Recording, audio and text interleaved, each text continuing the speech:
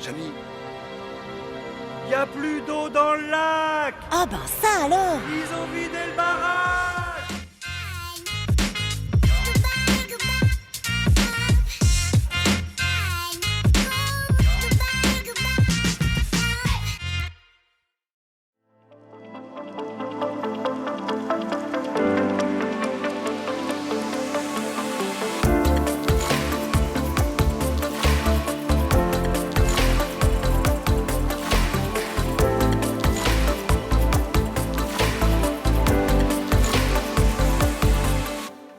Alors, le lac de Serponçon est bas l'hiver puisqu'il produit de l'énergie via son barrage qui héberge l'usine EDF hydroélectrique de Serponçon. Et donc c'est tout à fait normal. D'ailleurs, si on prend l'ensemble de la chaîne Durance-Verdon sur la production d'énergie du mois de janvier 2023, c'est l'équivalent de la consommation annuelle de 230 000 personnes. Et ça se traduit ici, sur le lac de Serponçon, par une baisse du niveau du lac d'environ 15 mètres sur cette période entre mi-janvier et mi-février. Et avec les différentes variations, on est aujourd'hui début mars à moins 20 mètres par rapport à la cote optimale du lac de Serponçon.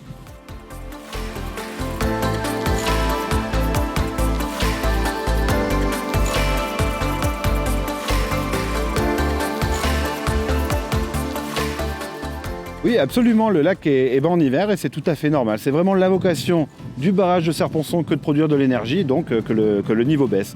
D'ailleurs, il y a une petite habitude qui se prend chez les locaux, c'est d'aller se balader en bord de lac à cette période parce qu'il y a des tas de choses à découvrir ou redécouvrir, comme la chapelle Saint-Michel qui est le plus emblématique parce qu'on peut y aller à pied pendant cette période. Mais le plus intéressant, c'est certainement du côté du viaduc de Chanteloube. Donc cette magnifique baie de Chanteloube qui expose son viaduc et on retrouve également des ouvrages d'art comme des tunnels, des ponts. C'est quand même particulier, ces ouvrages d'art, ils ne sont pas là par hasard, c'est parce qu'il y avait une voie ferrée qui était prévue entre Chorges et la vallée de l'Ubaye et Barcelonnette.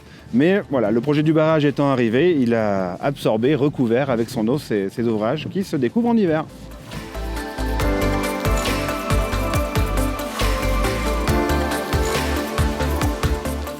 Alors, pour retrouver son plus haut niveau, il va y avoir un process qui va commencer au printemps avec d'une part la fonte des neiges qui va alimenter massivement le lac de Serponçon et bien entendu les pluies, alors qui peuvent arriver de manière diverse ou variée selon la période entre maintenant et l'été. Ce qu'il faut bien se rendre compte, c'est qu'au niveau des chutes de neige, donc de la fonte de neige, il y a eu plusieurs épisodes très importants sur le mois de novembre jusqu'à la mi-décembre et ensuite des épisodes un peu plus éparses durant le mois de janvier qui ont mis quand même des quantités assez importantes sur certains massifs.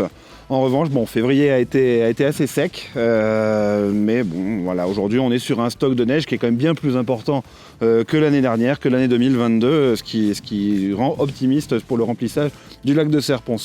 On va se rapprocher désormais de la cote optimale de ce remplissage du lac de Serponçon à l'horizon de la mi-fin juin 2023.